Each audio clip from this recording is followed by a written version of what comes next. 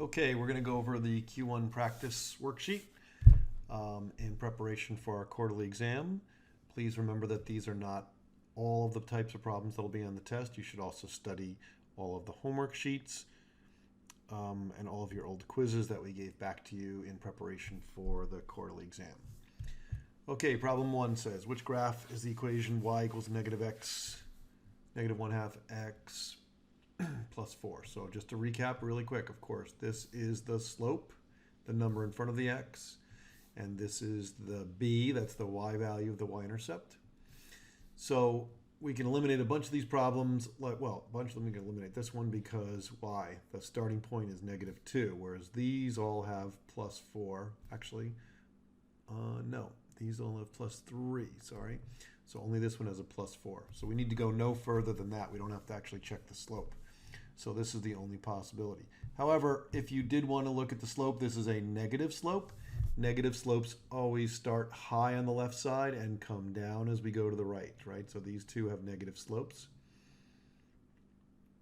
And they do have a slope of negative 1/2 because it's down 2 over 4, right? Down 2 over 4. Any 2 points. You can pick any 2 points to check the boxes down and across, right? Or up and across.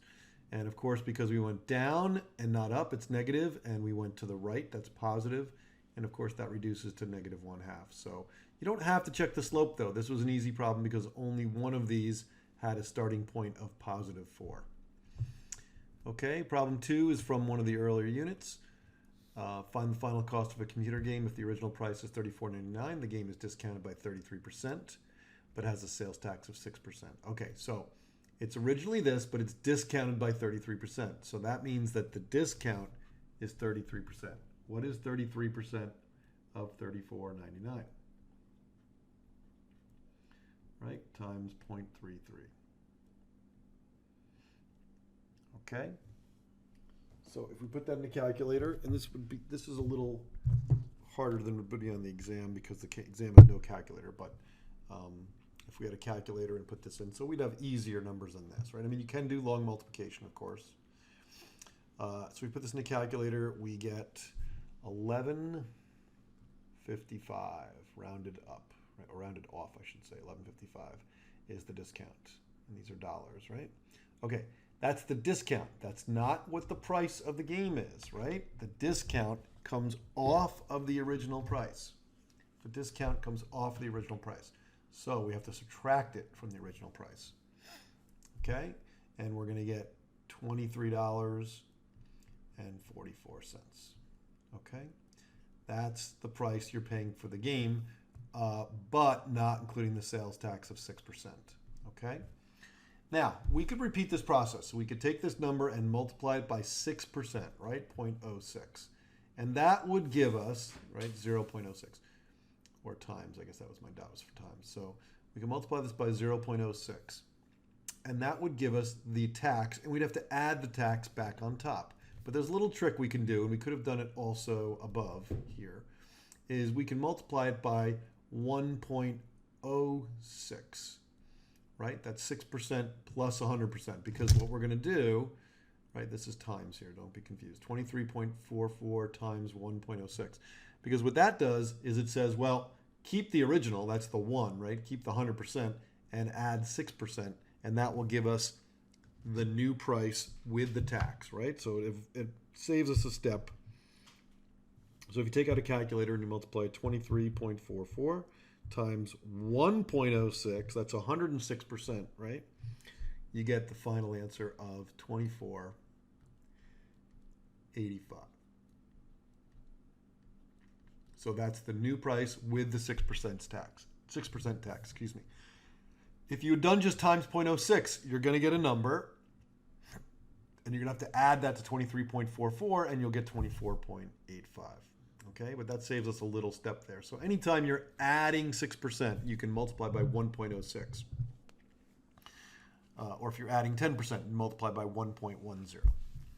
Okay, number 3, find the equation of a line perpendicular to y equals 4. You have to know whenever you see y equals a number and no x, right, just y equals a number, you have to know that's a horizontal line. And of course, the other one we have to know is x equals a number is a vertical line. You have to memorize that. Some of you haven't memorized that yet, and you need to memorize that for the quarterly exam. Okay, so whenever we deal with horizontal lines and we're dealing with perpendicular and we're dealing with a point, right?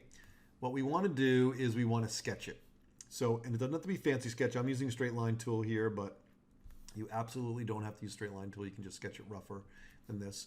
We're going to plot a couple of things. So we're going to plot the point -3, -2. Now notice I'm not being really careful about where it is as far as making lines here. I don't really need to. I'm just trying to get a feel for what's going on. But I do need to remember that that's -3, -2, right? So keep that in mind. And then y equals 4, I'll do that in purple. That is a horizontal line where all the y values are 4, right? So 1, 2, 3, 4 would be right about here. Okay. So that is the line y equals 4, right? And now let's read what they're asking us for. So they're not asking us for that line. They're asking us find the equation. So whenever I see that, I know it's going to be either like y equals 2x plus 3, or y equals 4, or x equals 3. It's going to be either a diagonal, vertical, or horizontal line. Okay, so find the equation of a line that's perpendicular to this y equals 4. Well, y equals 4 is a horizontal line going left and right. So perpendicular means going in the opposite direction, right? So that means going up and down, vertical. Usually we have to take the slope and do the negative reciprocal, but that's when we have diagonal lines. When we have horizontal lines, it's pretty easy, okay? Because we just know that it's going to go either vertical or horizontal, depending on which one we start with. We started with horizontal in purple, so I know that a perpendicular line to this horizontal line is going to be a vertical line. So I just draw a vertical line, but don't forget, it's got to pass through this point. There are a lot of vertical lines, right? This line, this line, this line, this line, this line. There's a lot of vertical lines that are perpendicular to the purple line, but only one of them, this one here, passes through our point, which is really important. Okay, now it's a vertical line, and we have to write the equation of that line, and we know that all vertical lines are x equals something, right? In fact, I can put that right in my answer now. X equals something. All right, well, what is that something? Well, x equals all of the points on this line that have an x value of -3, right?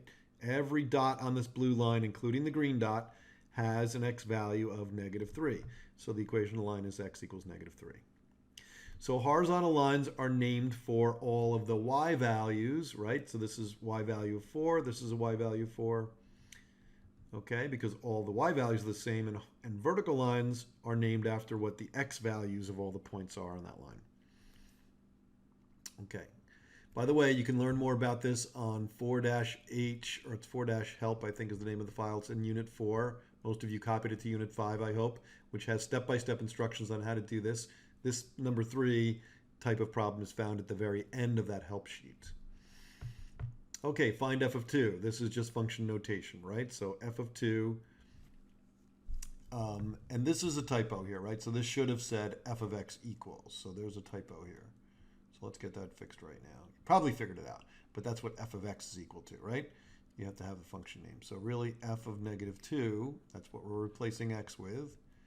And we notice we always use parentheses. Look at this extra emphasis here because not enough of you do. And then we get the problems wrong, and then we wonder why. We don't understand it. Okay, so f of -2, which is what that means when we write this, right, is it means the f value, which is normally what we call y, right? The f value when x is -2 is equal to whatever we type here, right?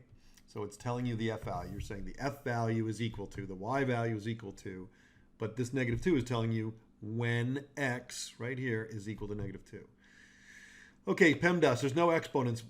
No, I'm sorry, there is an exponent. I forgot the exponent right here. Sorry, so let's do exponents first. So we leave this. We leave parentheses, right?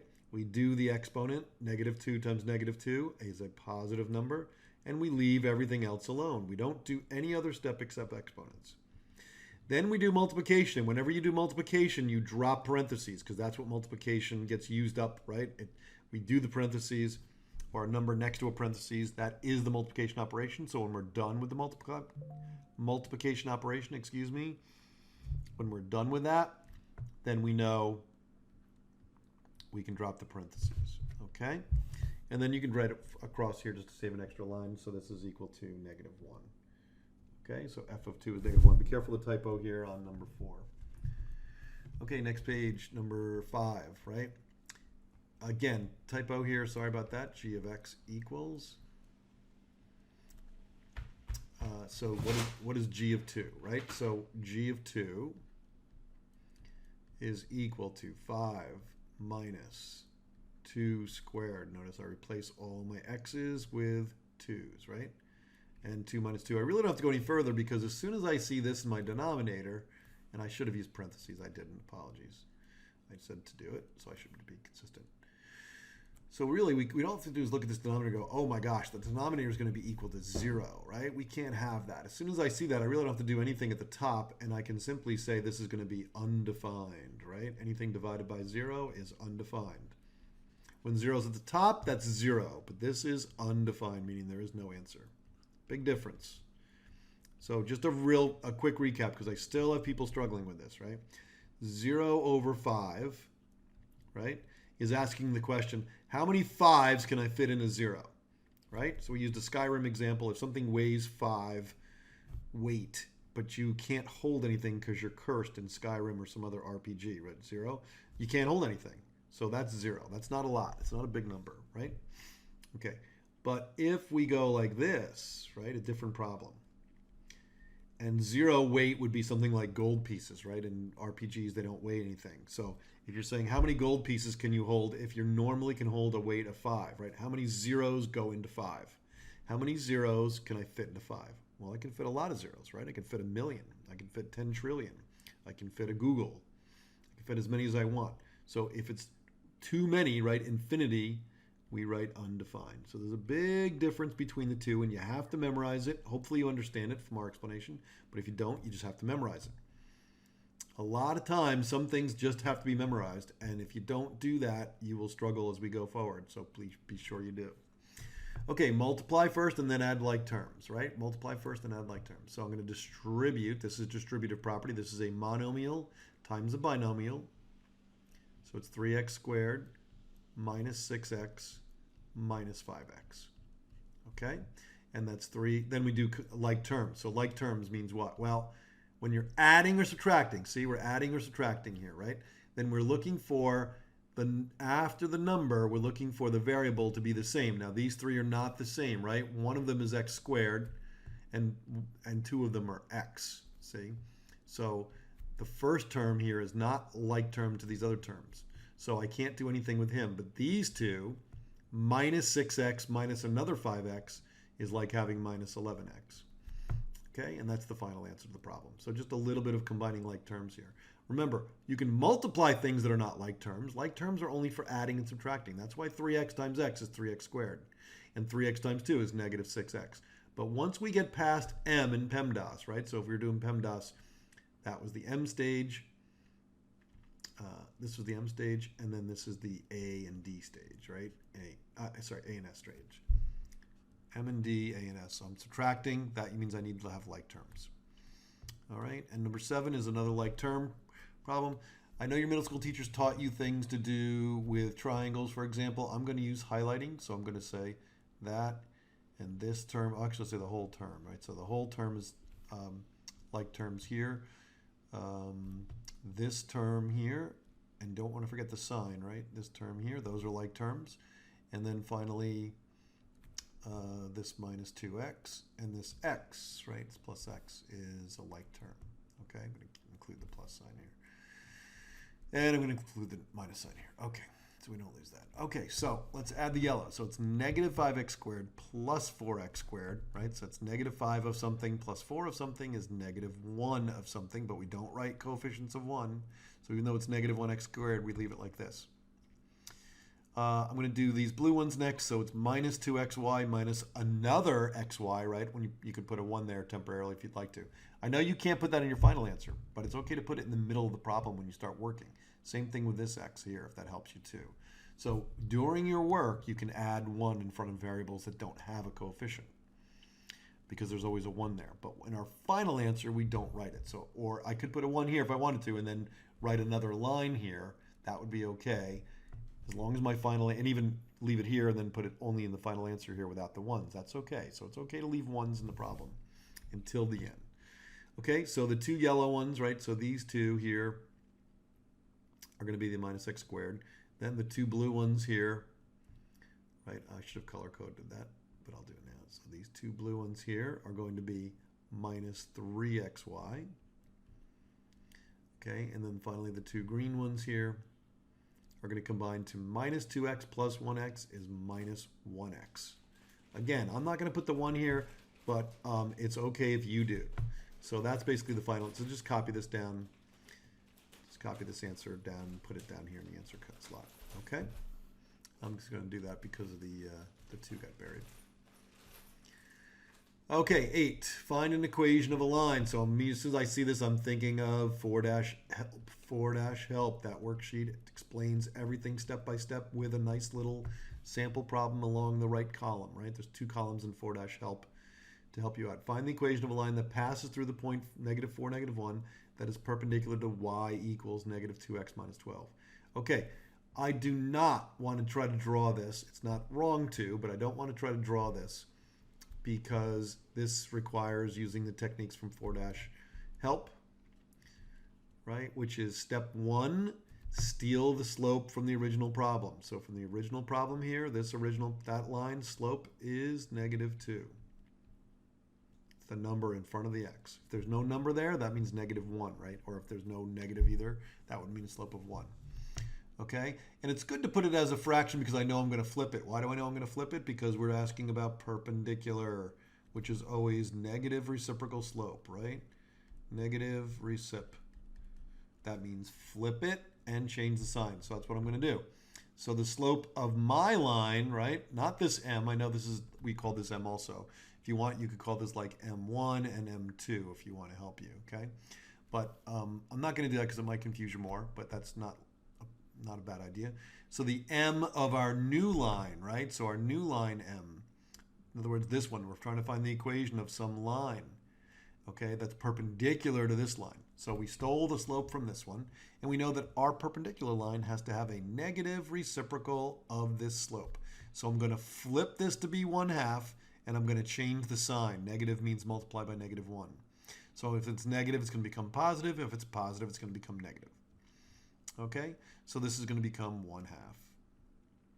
That's step 2. If you're following along in 4-help, which you should be, if you're having trouble with this problem, the second step is to take the slope and negative reciprocal it because they're asking for perpendicular, not parallel. Okay, the third step is plug in this slope and this point into y equals mx plus b. Notice that's going to leave one letter, right? So if I put the 1/2 right here, I'm going to get a 1/2 there. I'm going to use parentheses to help me. Anytime I sub in, I should always use parentheses. Okay? I'm going to sub in m, x, and y. So there's x, -4, and there's y, -1. Okay? Very important. Now I just solve for b, right? This is some basic solving algebraic equations. -4 times 1/2 is -2 plus b. I'm going to add 2 to both sides. That's the inverse operation, okay? The inverse operation. B is having a 2 subtracted from it, so I'm going to add a 2 to both sides. And of course over here I get 1 equals b. A lot of people stop here and they hand this problem in and it's wrong because they didn't read the last step of 4-help, which is what? Take this b, right? Take the m. We're going to put the m here. Take the b, and we're going to put it here, and then rewrite the equation. You know that look at this line here. Look at this line. This isn't an equation of a line. It's got a y, it's got an x, it's got an m, and a b. You don't put the x and y back in here for the final answer, right? So y equals, because that's only one point on the line. I need an equation that represents all points on the line. So that's an equation that you could plug any point into. Before, if you plug in the x and y value, that's only one particular point. Okay, number 9. Find the equation of a line perpendicular to y equals 4. I immediately recognize this as what? A horizontal line. By the way, I should stop here and say, if you're watching the video, a good idea is to try each problem before I do it. So pause the video, do the problem yourself. Like right now, do this problem. I gave you a hint here. Pause the video, do the problem. When you're all done with the problem, run the video, and then see where you made any mistakes, if any, as I go along, and then fix it, and then try it again. Okay, so find the equation of a line perpendicular to y equals 4. That's a horizontal line, so that means Mr. Campbell tells me whenever I do one of these perpendicular or parallel problems, I'm going to sketch it. And I'm going to sketch the line y equals 4. I'm going to make this red for us. Okay, y equals 4 is somewhere about here. This is just like the previous problem. And it's passing through the point -3, -2, which is down here somewhere, right? And I want to find the equation of a line that's perpendicular. Well, what's perpendicular to horizontal? Vertical lines. So I need a vertical line. Now there's plenty of vertical lines I could use, right? All of these. But only one of them passes through the point I want, -3, 2. So I have to draw that particular line. Remember that lines that are perpendicular form a right angle, like the edge of your paper, right? If you look at the corner of each piece of paper, it forms a right angle. So it has to be in the opposite direction.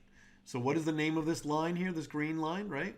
Well, it's a vertical line, so I know it's going to be x equals, not y equals, like horizontal lines. So I know this green line is going to be x equals, and it's passing through this x value, right? All of the points on this line have the same x value of -3. So we write x equals -3. Refer to 4-help if you want. The last section on 4-help at the very end explains this in detail.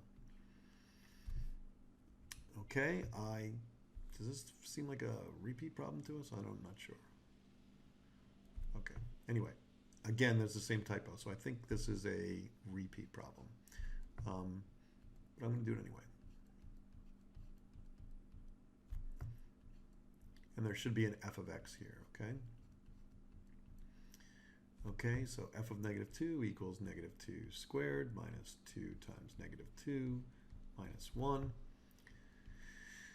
We're going to do, right, this is a repeat problem. I know we did this one. -2 times -2 minus 1. Notice I'm dropping parentheses because I'm doing multiplication. And I get -1.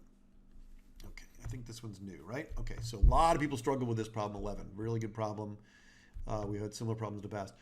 You've got something times something times something, and that always confuses me. See, people here, no problem. This times this, I know this is going to be, I'm going to do this first, -5x squared. It's a distributive property, plus, watch the double negative, negative times negative, plus 5x, right? No problem. But it's this one that everybody struggles with because you don't know what to distribute when or anything like that. And I always explain this problem the same way in class, which is imagine if I was multiplying 3 times 5 times 2, right? 3 times 5 times 2, which obviously is 30. But how did I get that? Well, I can do 15 and then fit the answer to that, 15 times 2. That will give me 30. Or, right, watch as I undo this, I could do 2 times 5, which is 10, and then multiply it by 3, which is 30. You can clearly see it works any way you want. And of course, you could also do 3 times 2, which is 6 times 5 is 30. So it doesn't matter the order for multiplication. So that's exactly what I'm going to do here. I'm going to take this one and multiply them first. You don't have to do that. You could distribute the -3 and then distribute the 2x, but a lot of people forget to distribute it twice. So instead, I'm going to do what's easiest, which is to multiply the two monomials, right? These are monomials. They're not separated like this one is with two terms by a minus or plus sign. So I'm going to take the two monomials and I'm going to multiply them together first, minus 6x. And then I just bring this down, right? I just bring down this term right here. See, I didn't do anything to it yet. It's still multiplied by the result of those two numbers, right? So the parentheses are still here, x minus 2. Okay, don't forget, this is over here too, right? I mean, I kind of separated these too much, so I'm going to actually fix that so we don't have to deal with that. I'm going to put it right over here, okay?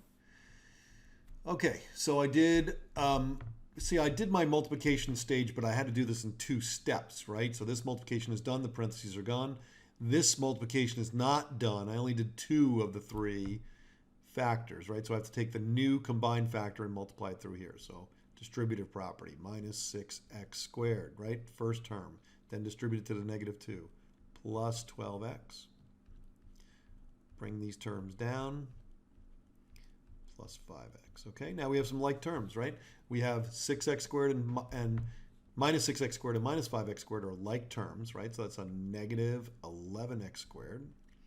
And then the 12x and the 5x are like terms, so plus 17x. Okay, let's go to problem 12. Sketch this line. Hint, convert it to this form first. Well, I almost have this form, right? I have a y here, but I'm not supposed to have anything on this side except for the equal sign. So I'm going to take this number, this equation, and I'm just going to rewrite it first. And I'm going to add 4x to both sides, right? I'm going to do the inverse operation. This is minus 4x. I'm going to do plus 4x. And what I'm left with is 2y equals, now I normally would write 8 plus 4x, but I know that I want to match my form here. So the only thing to be careful about is if this had been a negative sign, I would have had a negative up front here, okay? But see, I'm looking for this format here, so I want the number to be by itself. That's my b, or that's not my b yet, but that's where my b is going to be. And my m and x to be here, and my y to be here. But the problem is, I still got this 2 here, which I don't want. So again, what's being done to y? I want to get him by himself. I want him to look like that. So what's being done to y? He's being multiplied by 2. So I have to get rid of that multiplied by 2 by doing the inverse operation, which is divided by 2. Okay, and I get y equals 2x plus 4. Notice every term, there are 2 terms. This is a binomial. Every term has to be divided by 2. Otherwise, it's not going to work. It's like a seesaw. If we had a seesaw and this was the center, you had a big teenager over here and 2 smaller kids over here. If you cut the weight in half on one side, you've got to cut all the weights in half on the other side. Okay, so here's my new format. And then they want me to graph it, right? Well, we know that this number here,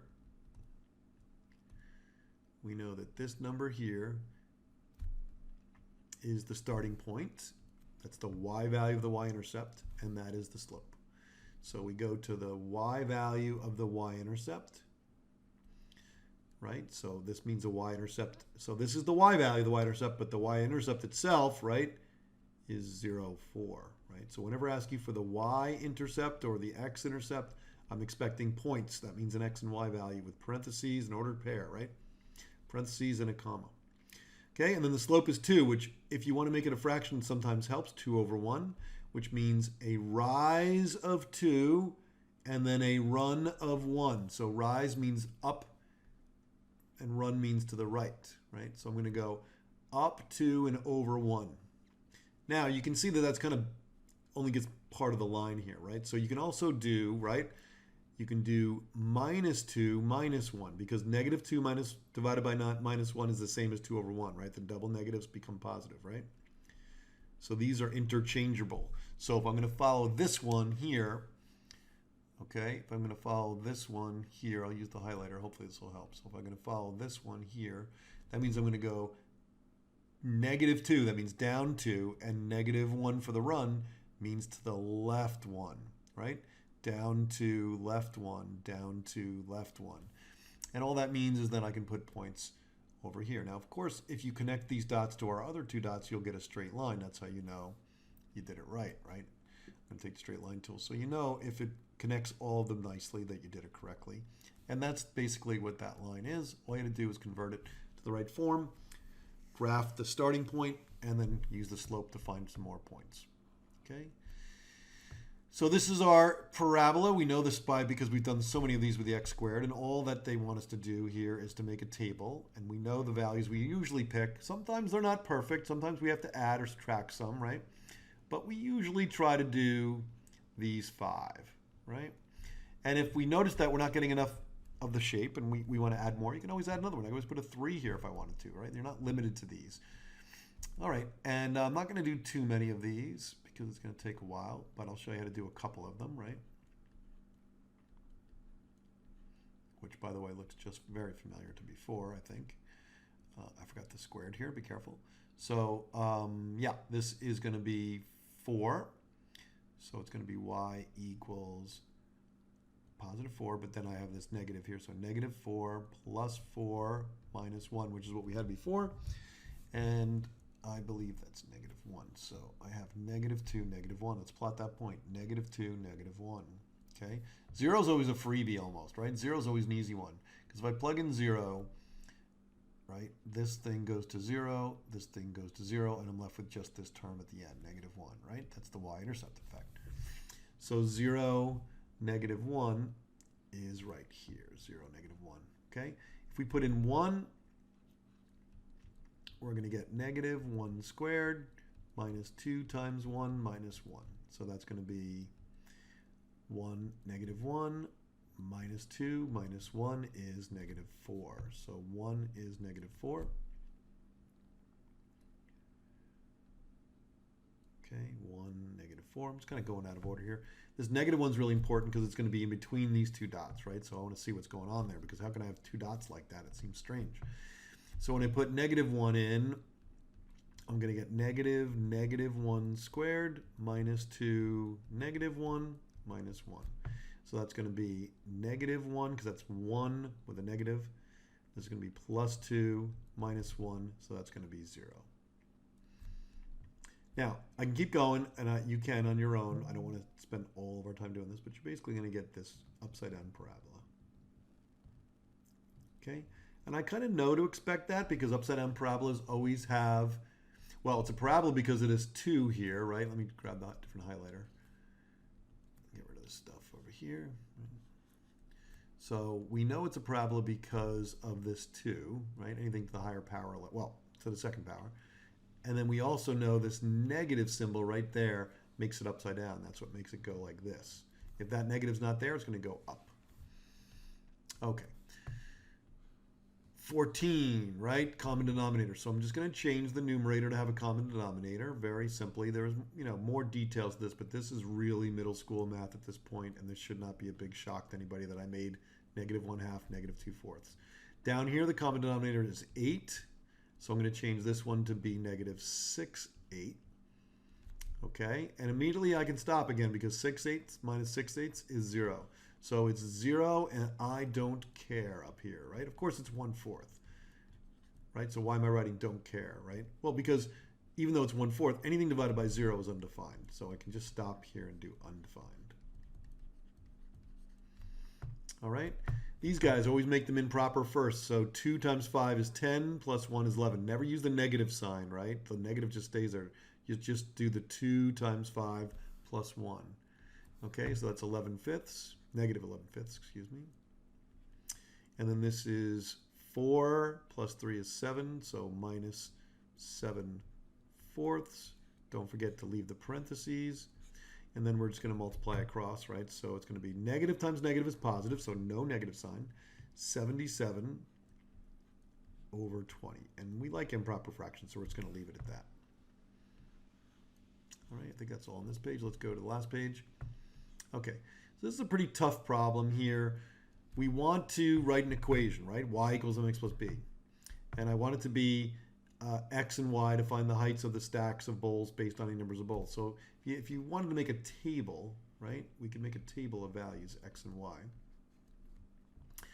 If you have one bowl, right, if there's one bowl, you get a height of 2 inches, right? There it is. So if you have one bowl, this is our first bowl, we only have a height of 2 inches. If we have two bowls, 1 and 2, right, you can see this is 2, 3, 4. Oh, actually, I'm wrong. Sorry, 5. It's 5 all the way top. Okay, my bad. So I got to be careful here. So this is not 5. This is 3, right? This is 3. 2 and 3 make 5. So if I have 1, 2, 3, 4, 5 bowls, right? If I have 5 bowls, then the height is 5. So those are my 2 points, right? So 1, 2. 1 bowl gives me 2 inches. 5 bowl gives me 5 inches, right? So I can take my 2 points and do an equation of a line, right? So y2 minus y1 for the slope. I can write an equation for this. x2 minus x1. You only need 2 points to write an equation. All right, and then use parentheses. So y2 is 5, y1 is 2. x2 is 5, and x1 is 1, right? That's these two over here, okay? All right, so I get equals 3 over 4, okay? So now I get an equation, y equals 3/4 x, right, plus b. I don't know what b is, so I have to do what I always do, and I have to plug a point in. So I'm going to pick the easier point of the two, which is 1, 2. So I'm going to plug in 1, 2. There's the y value. Here's the slope from before. Here's the x value plus b. Okay, so this is 2 equals 3/4. That's 1 times anything. Oops, not equals, sorry. 2 equals 3/4 plus b. We're going to subtract 3/4 from both sides, okay? You can work this out yourself and see what it is, but just because I'm out of time here. 2 minus 3/4 is 1 1/4, right? I'm going to leave it as mixed because it's just easier. So 2 minus 3/4 equals 1 3/4. So the final answer is 1 1 1/4, not 1 3/4. 1 1/4. Okay? So you can test this. So if you put in, let's say we put in, one bowl here. If you put in one bowl, you're going to get 3/4 plus 1 1/4 is 2 inches, and that works. Okay?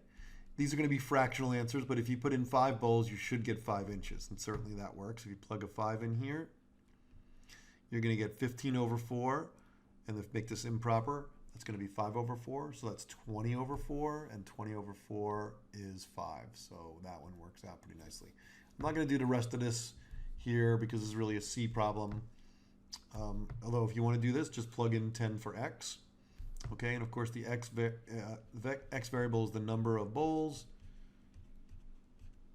and the y variable is the height, right? I think it's in inches, yeah. Height in inches. Okay, so these are some good sample problems just to mix it up for you, but don't forget to practice your old quizzes, particularly problems that you got wrong. Those are the ones you should be going over and extra help with your teacher. Good luck. Talk to you guys soon.